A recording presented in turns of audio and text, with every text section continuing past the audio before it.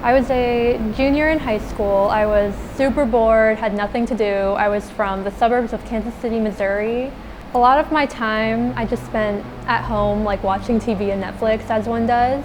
So since I had a ridiculous amount of time, I tried to take up a lot of really weird hobbies. I tried to learn how to draw, which I didn't have the patience for. I tried knitting.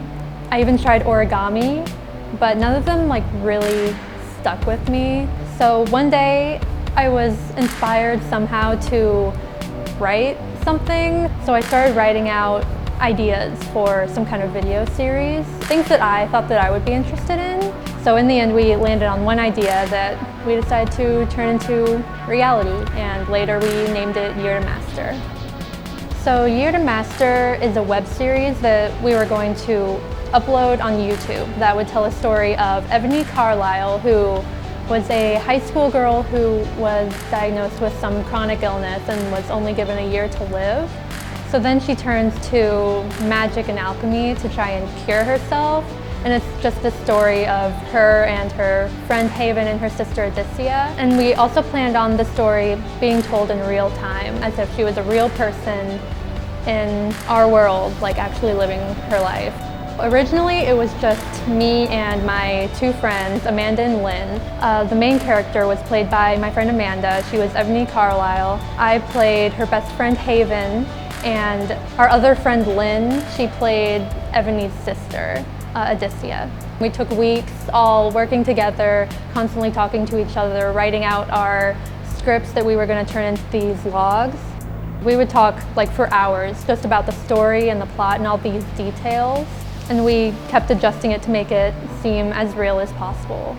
And we put in a ridiculous amount of effort into this project, and we had a lot of fun doing it. As the year went on, our first year creating Year to Master, it started to get difficult because of other priorities. We were both juniors in high school, the year was coming to a close. We also found out that Lynn was moving 2 hours away and wasn't going to be physically around anymore.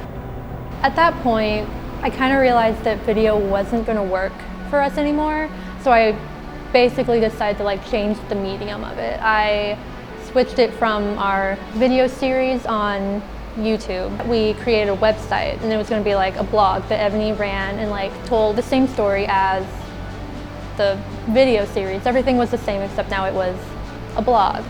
I did this thinking that we wouldn't have to be together as much. With Lynn living 2 hours away, we could easily just write the blogs over the phone, on Google Docs, whatever. So even with our change in format, that I tried to make it so that we didn't have to be physically together as much, it still didn't quite work. At the end of the day, our friend group was growing really distant. We just couldn't find time to communicate anymore. To my friends, it was still the same as it was in the beginning, just something to fill the time, something to cure their boredom. I was exhausted. I was mentally tired, I was physically tired. I was tired of being the only one who was working on this project and trying to get everyone to work together when in the end it was only me. To me, it felt like me and this project were in a bad one-sided relationship where I would have rather broke up than continue to be in this weird relationship where I was only going to continue getting hurt.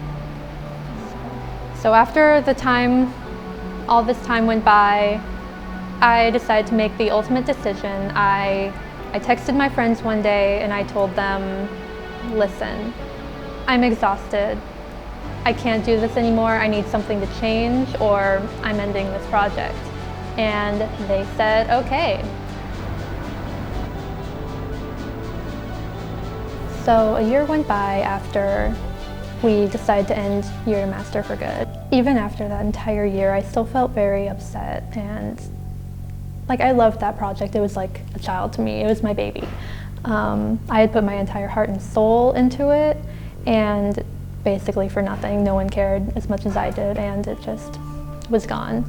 And on top of that, I started realizing that Lynn hadn't been the best of friends to me. So one day, Lynn texted us in the group chat and basically said, hey, I have this great idea, and we're thinking, what?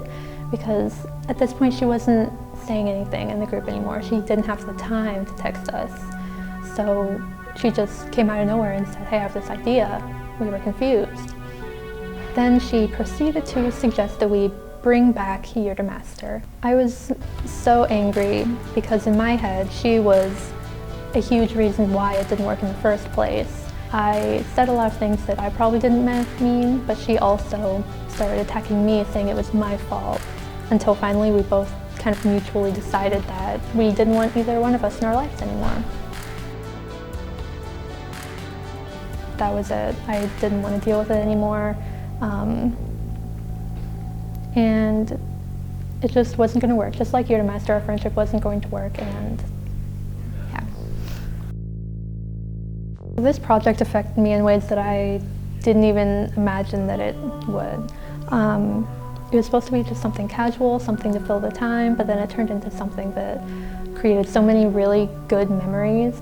Sometimes it takes trying something and caring for it to realize that your passions are your own, and there's no use waiting for someone or something that won't support you. Year to Master did what I wanted it to do in the first place. It cured my boredom. It inspired me to create something new and something amazing, and I wouldn't be where I am now without it.